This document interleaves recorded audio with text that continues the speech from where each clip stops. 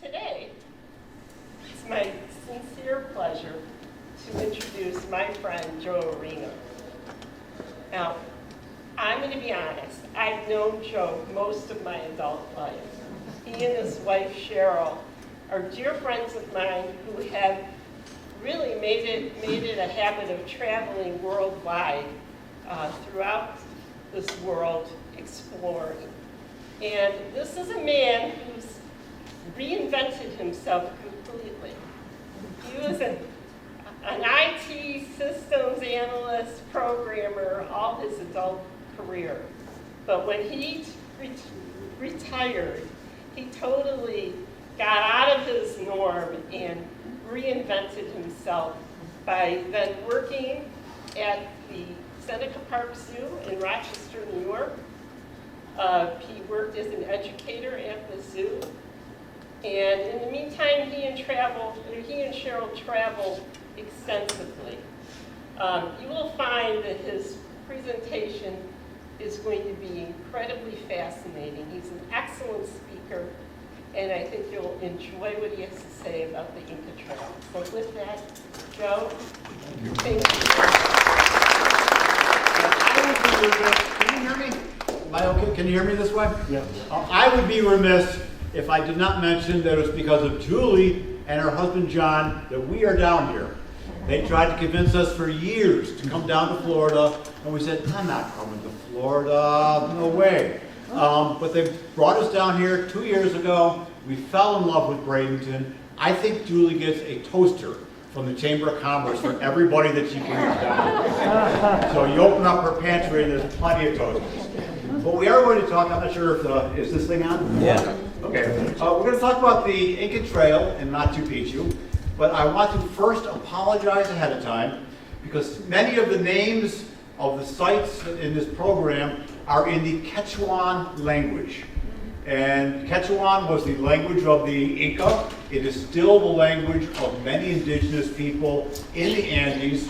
Unfortunately, they didn't have Quechua when I went to high school or college, so I am going to mispronounce every single Quechuan word.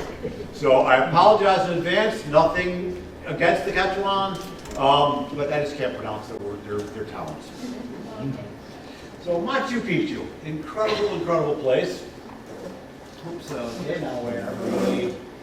Okay, that's why aren't we sliding? Bear with me. There we go. I'm sure people remember this movie, The Bucket List. Until that movie came out, I had never heard of the term bucket list.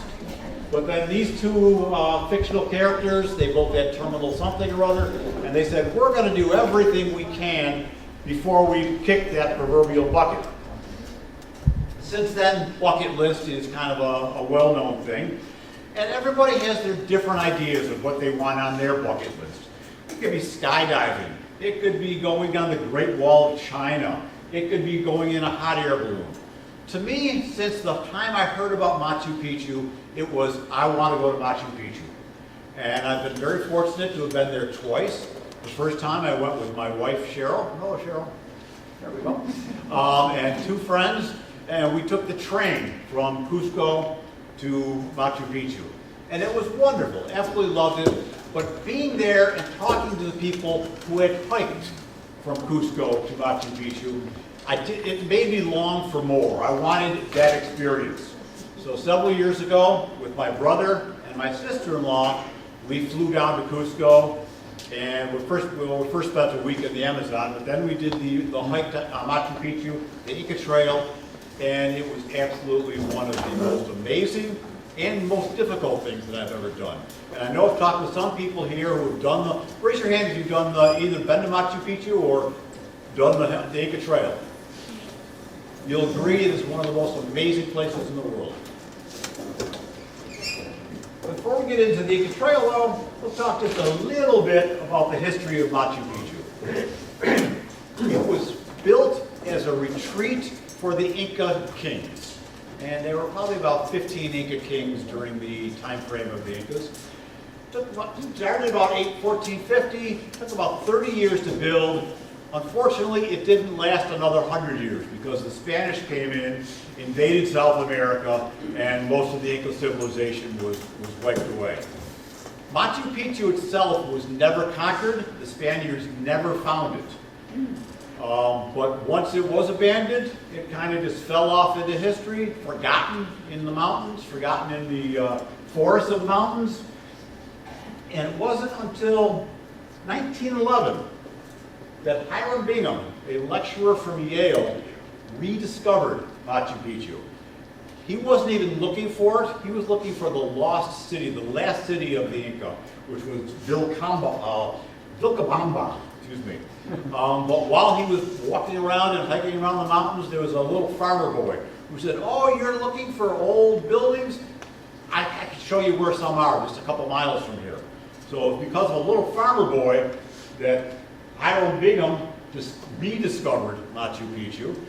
And then about 2 years later, when he published in the National Geographic magazine, the entire world found out about Machu Picchu and fell in love with the adventures and the story and the architecture. So we can thank this gentleman from Yale. We can also thank the little farmer boy who showed him where Machu Picchu was.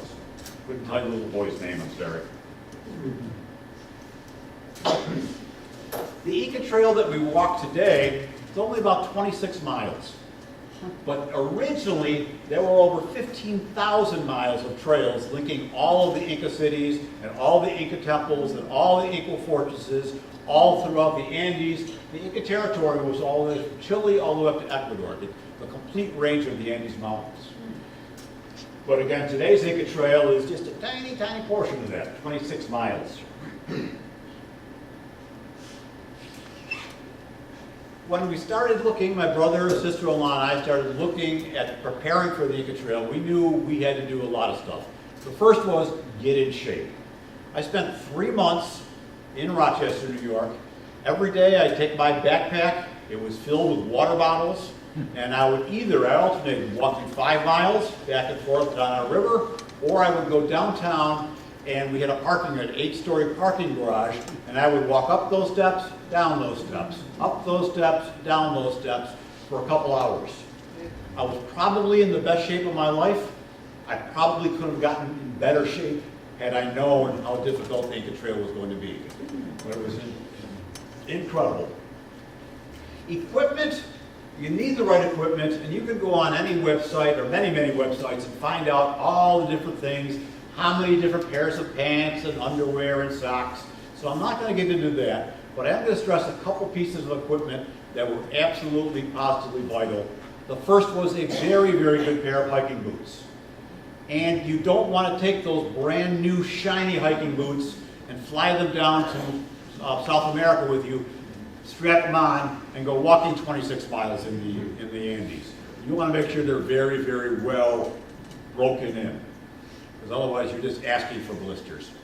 The other part was you need to have a very, very good set of walking sticks, because you're going to be using those when you're going uphill, you're going to be using those when you're going downhill, and your knees, your hips, your ankles are going to thank you if you've got a good, steady pair. The other thing you need to know is having a good tour company.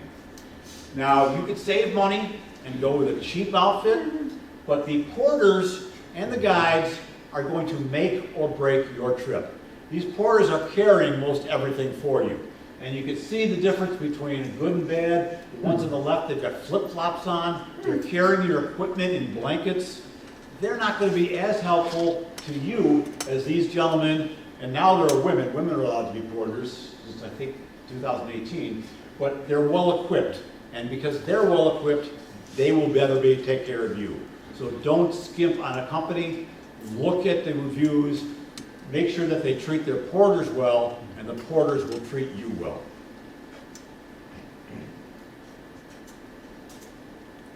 Another thing I would recommend is getting a prescription for Diamox. Many people experience altitude sickness. It has nothing to do with your age, your physicality, your gender. You either do or don't. My wife says it felt like one of the worst hangovers she ever had.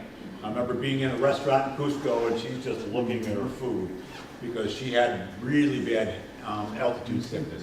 Diamox, if you take a couple days beforehand, every day, does something with the white blood cells. I'm not a doctor, but it helps prevent altitude sickness. So very, very important.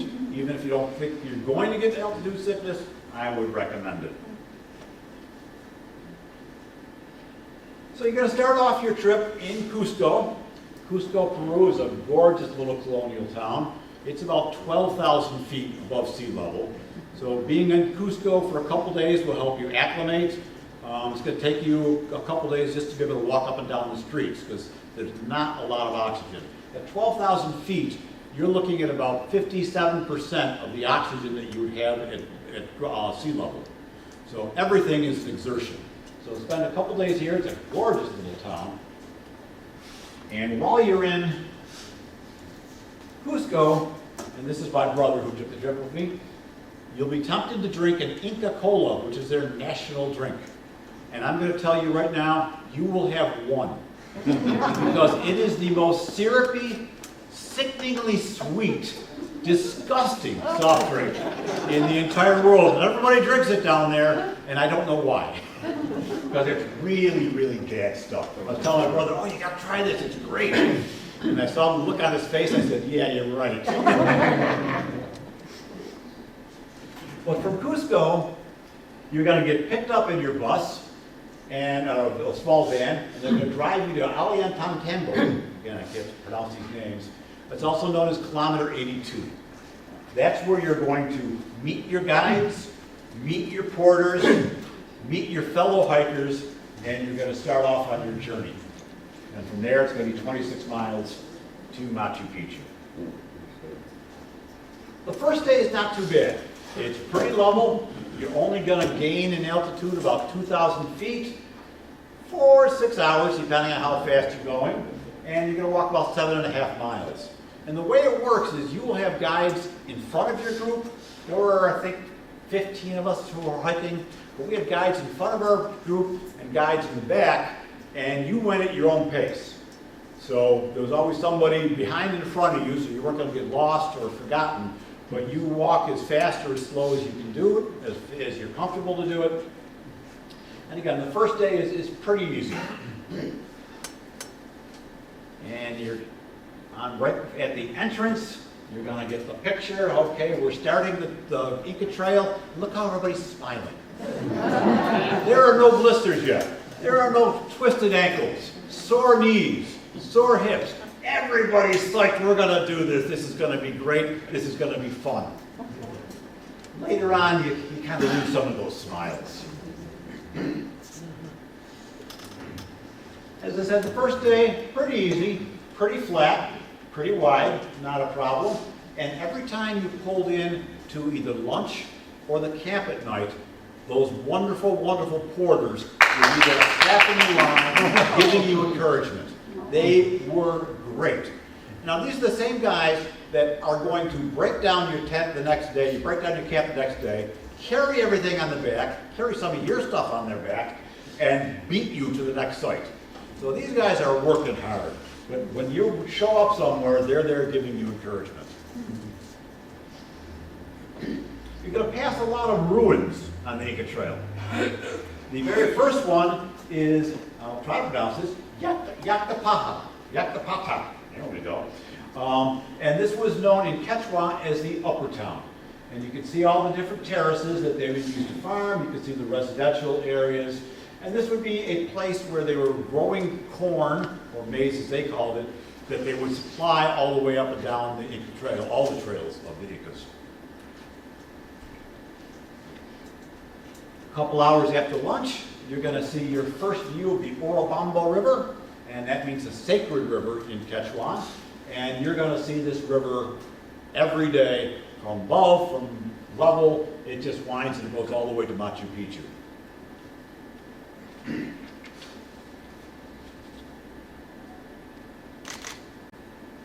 A couple hours after seeing Urubamba for the first time, you're going to come to your first camp, which is Guayabamba, which is Quechuan for grassy plain.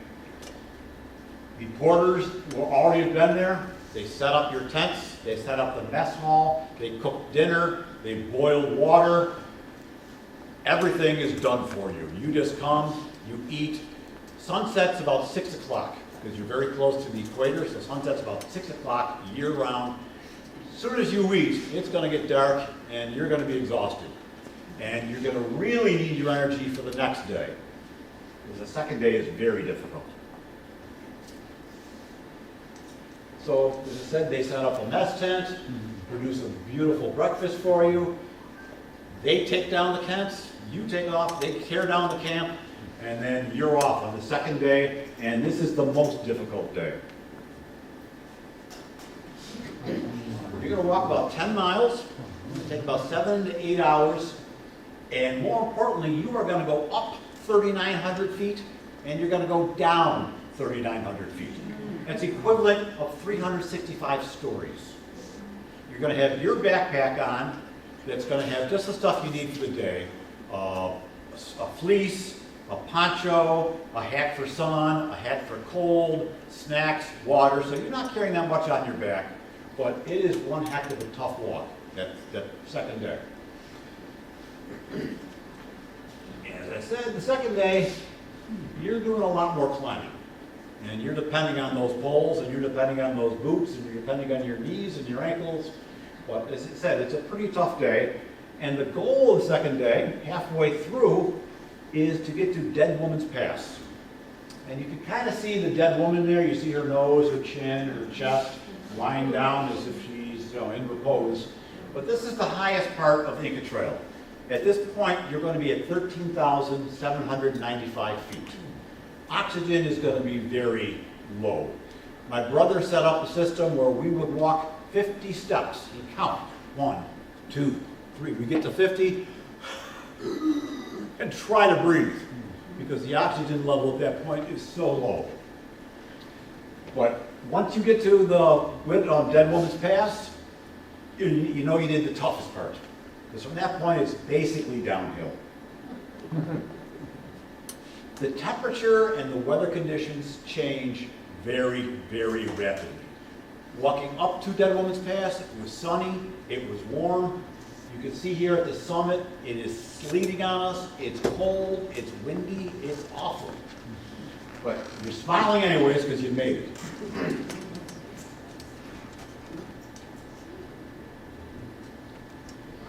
And it stayed cold for quite a while. My brother, my sister-in-law, but it's still beautiful. But it stayed cold for several hours.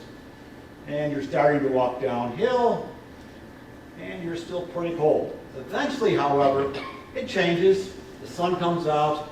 You can enjoy the beautiful vistas. You've gotten rid of your cold weather gear, gotten rid of your wet weather gear, and you're really just enjoying the walk. Like I said, you've got the Andes around you. It's beautiful. But weather can change again very rapidly, and before you know it, it's raining. So on come the ponchos. We're pulling into the next camp, and again, there are wonderful porters cheering us on and getting us to the next spot. But the weather changed very, very rapidly. First night, you're going to be coming down to your first camp, Pacabayu, and it's going to be the same routine. The porters will have already been there. They will have already set up your tent, laid out your sleeping bag. They'll have a little thing of hot water to wash your hands in. The mess tent will be up. Your only job is to eat and go to sleep. They take care of everything. The third day is not as tough as the second day, but it's still pretty difficult. You're going to walk about 10 miles in 8 to 10 hours, and you're going to go up, where are we going here? You're going to go up about 2,500 feet, and then back down 2,500 feet. So that's only about 230 stories. And I gotta tell you, walking downhill is not much easier than walking uphill, especially on those stone steps. You rejoiced when you got a flat spot to walk on. It was like, oh my God, it's flat. This is great. But then before you know it, you're either going up or you're going down. On the third day, you're going to see a lot of ruins. This is Runcarake, And it means basket shaped in Quechuan, which kind of makes sense. And this would have been a rest area for the Inca messengers going back and forth between Cusco and Machu Picchu. They could rest there overnight, replenish their food, and just get back on their way. And as I said, from this point, you're basically going downhill. And as I said, walking downhill is not a whole lot easier than walking uphill.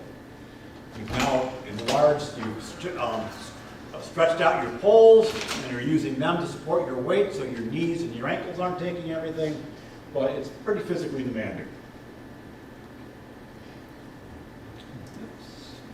Come on, you. There we go. Next set of ruins we're going to get is Cajamarca. And Cajamarca means inaccessible town. There are it's on three sides, it's surrounded by cliffs. The only way to get up is straight up, so if you had to defend this as an Inca, it was pretty easy. There was only one way those enemies were coming up, and you could just right down to them. So, inaccessible town.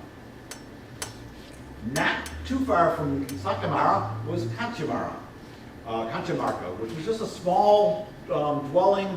Again, it was just a rest stop for the Inca messengers who were going up and down, passing information from Cusco up to Machu Picchu. If you're lucky, you'll see a little wildlife on the path. This animal is a spectacled bear. He was probably 100 yards away. It looks like he's very close. But this is an endangered animal, beautiful. You can see the marks around his eyes. That's why he's called a spectacled bear. But luckily, as I said, he was pretty far away. I don't think we were all running into him. And then you're going to run into some more ruins. And I know I'll kill this one. I'm not going to pronounce it. Fupi Bardea. It's the ruins. There you go. It means town in the clouds in Quechua. And this particular ruin had a lot of ritual baths. Priests would live here. And they had a very big relationship with water. Their entire economy, the Incas, was agriculture. Water was very, very important to them. So in this set of ruins, there were fountains, there were baths, there were canals that the water would disappear into the jungle.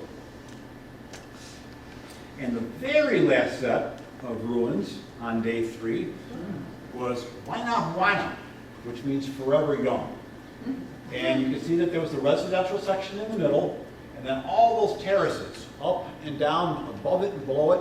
The Incas raised over 2,000 different varieties of potatoes. They learned that the average annual temperature between one level terrace and the one below it or above it was only a difference of a degree or two. And that was enough to be able to grow a different variety of potato. And potatoes were just, like I said, big. They had over 2,000 different varieties that existed. And we camped our day 3 pretty close to these ruins. Now day 4, pretty easy. You're almost there. You're only going to walk about 4 miles, 3 hours worth, but you're going to get a wake-up call at 3:30 in the morning. You're going to get breakfast, and you're going to be in the trail at 4 o'clock. Because the object is to get to the last checkpoint when it opens up, which is 5:30 in the morning. And this is the Winnie Wine and Control Point. They're going to check your passport. They're going to check your permit for the trail. They're going to weigh the packs for the porters to make sure that they're not carrying too much weight by law. And then from there, it's a pretty short walk. However, you first have to get through the Gringo Pillar steps. Not terribly long, but you're literally climbing using your hands to get up to the top of that. But once you do get to the top of that, you are there. You're at the Sun Gate. Inti Punku, the Sun Gate. This is the first spot you're going to see Machu Picchu from. This would have been a spot where the guards would guard the southern entrance to Machu Picchu. And just a very, very short walk from the Sun Gate, you're going to get your first view of Machu Picchu. And you're going to be speechless. You're tired, you're happy, you're just in awe. And as I said, nobody said a word for about the first 15 minutes. You're just looking down at this amazing site in this amazing portion of the world, thinking, oh my goodness, this is incredible. You will stay in this area, you'll rest for about a couple hours, taking pictures, see how the smiles are back. So, you know, anything that you had, your ankles, your knees, your hips, you've forgotten all about that because you've made it. So, bright, bright smiles. You can see Machu Picchu off in the distance there behind us. And from that point, you're going to be on a private tour with your guides. You'll get about a 2.5-hour tour. After the tour, you can stick around as long as you want before you go back down to Aguascalientes, which is the town. But you're going to see things like the gatehouse. And this was another spot where the Inca guards would guard the complex. You'll see the Intihuatana stone. And this was called the hitching post of the sun. On the first day of spring and the first day of fall, the sun would be directly above that stone, would cast no shadow at all, and the Inca priests would use a ceremonial cord to tie the sun to the post, because the sun, just as important as water for agriculture. When the first time we went to Machu Picchu with my wife and we took the train, you used to be able to go up and touch this stone. People said that, oh, there's a magic aura, I feel something, I feel something. I personally felt nothing, but soon after the first time we were here, they filmed a beer commercial. And the boom on the beer commercial broke, and some piece of equipment came down, and they cracked part of the stone, and now you're no longer allowed to get close to it. So we can thank the Peruvian beer commercial for that one. Don't be surprised if you come across a llama in Machu Picchu, because that's their grass cutter. These llamas are not wild because they're tagged, but they will go up and down the terraces and they just cut the grass for you. And you got my brother and sister-in-law. This is an amazing feat of engineering. This is the Inca Bridge, and the Incas built that entire wall on the side of the mountain, leaving that big gap there. And during times of peace, you leave a wooden beam out there. If you've got somebody coming up that you don't want to come up, you pull them up, pull up the wooden boards, and there's literally no way they're going to get across that. Just ingenious, but also just look at the number of stones, and how long that must have taken. Incredible. A lot of bodies.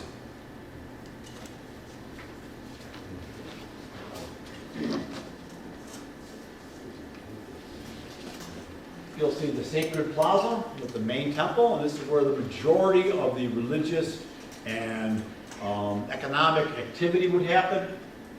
And I want you to take a look at the way that they built their walls. The Incas knew that this was earthquake zone. They didn't have mortar, and so the way that they built their walls was cutting them into these shapes like a jigsaw puzzle. And that method of construction was strong enough to keep these buildings up during many, many earthquakes.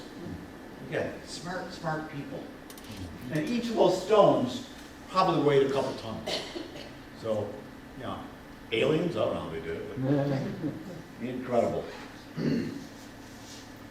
This is the other type of wildlife you're going to see up there. This is a vizcacha. It's a relative of the chinchilla, and probably a little safer to be around than that spectacled bear that we saw at a distance. They're cute little guys. This is the royal tomb, and this is near something called the Sun Temple. And there are ceremonial niches, those three that are in the back, and they represent the three realms of the Inca religion. There's the underworld, which is represented by a snake. There's the middle world, which is the jaguar, and there's the upper world, which is the condor. The condor being that largest bird of prey in the world, 10-foot wingspan. They found about 100 sets of bodies, of bones, in the back there. Almost all of them were women. Scientists believe that the majority of the residents of Machu Picchu, other than the priests, were women. And then you've got the Temple of the Sun, which is one of the most amazing pieces of architecture there. There's an altar in the middle, and in that window, in the first day of summer, the sun will come right in and illuminate that the altar inside that room. Here's another view of it from below. And then once your private tour ends and you've had enough time to walk around and take your pictures, you're going to take this you're going to be on a bus, and take this windy road down to a town called Aguas Calientes. And this, by the way, is the go down the river again that you see all over the place. Now, when we finished, all of the hikers in our group, with the exception of the 3 of us, got on the boat, the train, went back to Cusco. I'm going to recommend that if you do this, if you walk here, spend at least one night in Aguas Calientes. It's not a bad little town. You can rest up, you can get some laundry done, you can eat some really bad pizza, because every place has pizza and it was terrible. But then the next morning, we'll get to, you can walk up, you can hike the mountain behind Machu Picchu, but you can only do that if you spend at least one night there. And if you didn't want to eat the bad pizza, you can always try the cuy, which is guinea pig. And I got to tell you, I've had it several times. It is delicious. It is like the darkest turkey you've ever had, darkest turkey meat you've ever had. It's a lot of sinews and a lot of bones, but it's kind of a pick-at food. But this has been a traditional meal in the Inca culture for hundreds and hundreds of years. If you were in Cusco and you went to the cathedral, in the wall is a fresco that was painted in the late 1700s. Look what Jesus and his apostles are reading. It's a cuy. They had a local artist, and they gave him a little instruction of what to paint, these strange white men around a table. But in Peru, if it's an important meal, you're eating cuy, as did Jesus and his apostles. And as I said, if you stay overnight, you've got an opportunity to climb that mountain behind Machu Picchu. You'll get a different view. This is Huayna Picchu, and it is called the Young Peak in Quechua. Climbing wasn't too difficult. Again, you've been rested, you were in a real bed, you took a real shower the next day, so climbing wasn't too bad. And if you notice along the way, on the sides of these platforms, you see those rocks that stick out. That's how the original Incas would get from one platform to another platform to another. You weren't allowed to climb on them, because they're probably not very safe. But once you get to the very, very top, you're going to see Machu Picchu from this degree, this angle, and you're going to see the shape of the condor up on the top. Again, the condor was very, very important to them, and you can see the wings. Oh, let's see, we have a mouse here. Oh, yeah, right, yeah. Well, on the very top, you can see the wings of the condor. And then finally, you are going to get back down. You're going to take the Vista Dome train back to Cusco. Lovely 3.5-hour trip. You've got the beautiful views on the top, on the sides. Get relaxed. And when you get back to Cusco, you're going to celebrate the entire experience by having the national drink, the Pisco Sour. And if you've not had a Pisco Sour, you need to. It's a combination whiskey sour and margarita. And it is absolutely delicious. And we named our dog Pisco after we got that. So with that, I'm going to finish up our short talk and open it up to any questions, everybody. But that's Pisco, by the way. Yes, ma'am. Can I ask, what airline did you fly? Where did you fly from? I flew from Houston to, you have to fly into Lima. And from Lima, you're going to do a puddle jump to Cusco. And then coming back is really uncomfortable because there's a night flight from Cusco to Lima, but you don't leave till the next morning, and there is nowhere to sit in the Lima airport. You can't get beyond the gate for the first until 2 hours before your flight. So you're literally sitting on the floor for 6-8 hours. But you have to go through Lima to get to Cusco. Yes, please. 2 questions on that. The bridge, the Inca bridge. How did they pull those timbers out of there? I mean, it's going to I'm not sure. I'm assuming that they pull first out, it will unlatch on the one side, and then they'll just keep pulling back. That's my guess. I don't know. It was permanent when we were there, and you were not allowed to climb on it. Right. It was closed off to traffic. And then the second question was, if there were mostly women living in Machu Picchu, how did they build all that? Well, the men built it beforehand, but once it was constructed, Then it was there was a residence area that was primarily women, but that was after it was built. Again, it took about 30 years to build, and then once that point, it was populated with the women who would take care of the priests. They would cook for the priests, they would help in the religious ceremonies with the priests, but it was basically a woman's colony. And so how did they multiply? Oh, they didn't. They would bring in more maidens. These were virgins, and they would bring in more virgins, more maidens from the rest of the Inca territories, from the rest of the towns in the Andes. There was no multiplying going on there. Yes, please. From here, my friend and I flew from Miami to Lima.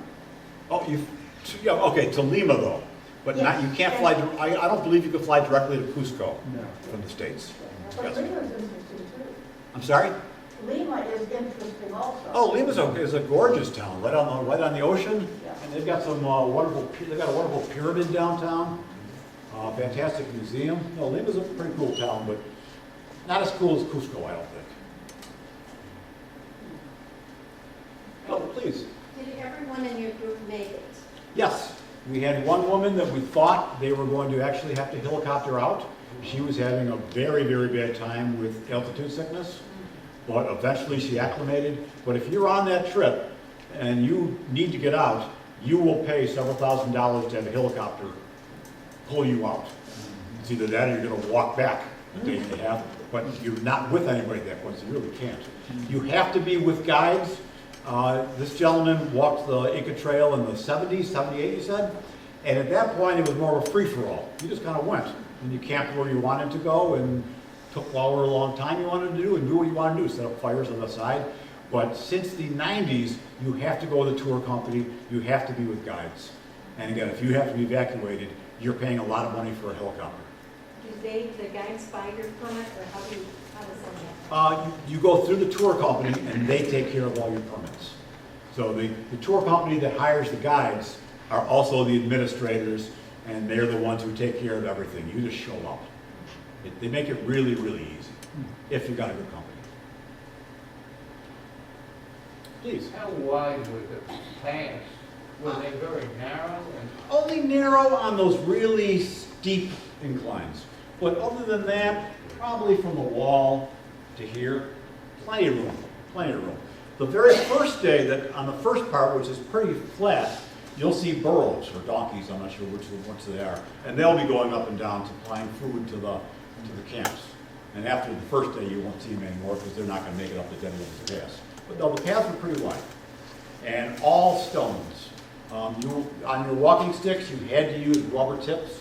You were not allowed to use just the graphite grabbers because the damage that it would do to the stones. But that was never a problem. It's not like going into the Grand Canyon. We got those narrow little things and you're going down. There's plenty of room. Never felt queasy. Yes, sir. So if the train is a fairly even grade, because we were on that train, so did you have a choice to whether to go like that hiking, or did you have to go up and down those two mountains? If you're doing the traditional Inca Trail, and there are about 4 different ways. There's the Salton Rick Trail, there's the Inca Trail, and I think there's a couple others. You can go from different directions, and I'm not sure how the other trails worked. But the train, you're coming from 12,000 feet down to 8,000 feet. And it's pretty, I mean, you're going over 3.5 hours, so it's not really straight down. It's pretty level. And you've got gorgeous views of the mountains and the glaciers and the forests. But there are different ways to walk, and there's a 3-day hike, there's a 7-day hike, but the traditional one is the 4-day hike from kilometer 82. Yes, please. If you go by train, how close do you get to Machu? Do you get very close? If the train will take you right to Aguas Calientes. And if you remember that one slide that had the road, from Aguas Calientes, there's buses going up and down all day long. And it's a crazy road. I mean, it's twisty and windy. And you said you walked up that road, right? No, I walked up the hill. You walked up the hill. We didn't do that. We took, the first time we were there, somebody told us, oh, it's such an incredible sight. Get up to the top of Machu Picchu from Aguas Calientes for sunrise. So we set the alarm to, God o'clock in the morning. We get up there, and you couldn't see this far away from it because of the clouds. There was no sunrise to be seen. But then a couple hours later, everything cleared up. But that's just weather. There's no guarantees. But we did not see the sunrise. Is there a better time of year to go for the weather conditions? Yes, I got that here. The dry season in the Andes is April to October. So there's going to get a lot less rain. It's also going to be warmer. And tough part though, it's going to be tougher to get a permit. They only allowed 500 people on the trail to complete 26 miles per day. And 300 of those are going to be porters. So there's going to be 200 tourists, 300 porters for the entire 26 miles. So permits are a little tough to get during the dry season. The wet season is from November to March. Easier to get a permit, but you're going to deal with poor weather. But yeah, it can rain any day. We had rain, we had snow, we had sun, we had sleet. When were you there? We were there in April, beginning of April, for the walk. I forget when my wife and I were there. When we took the train. Please. Is there any evidence of how the emperor, and several hundred years ago, did he actually climb like you did, or? Well, they made, yes, I mean, they followed the path. The pass I showed there in the very beginning, they had 15,000 miles with the pass, and he wouldn't be the walker, he might have been carried on stanchions, I don't know for sure, but he was on that path. That's the only way he's going to get there. And again, it was just a retreat. It was never, Hiram Bingham thought he was going to find all this gold. Well, there never was any gold there. He was looking for a different lost city that they also thought there was going to be a lot of gold, but when he found that one, there wasn't any gold there either, and the Spanish had taken it all. And then there's rumors that they brought some gold down to the Amazon, and nobody's ever substantiated that either. I think the Spanish got all the gold. Yes, please. What school did Pisco graduate from? Pisco was the only dog I've ever had that graduated from puppy school. So hence the photoshopped. That's a sweet dog. I know. Yeah. But yeah, my wife and I were first time in Peru, and we've been enjoying Pisco sours. And we came home and we adopted a dog, and we'd always had female dogs. My wife has about 1,000 female names ready. Well, this guy was a boy. And she goes, okay, Joe, it's up to you. Give me a name. And Pisco seemed to fit. Yeah. Thank you all very, very much.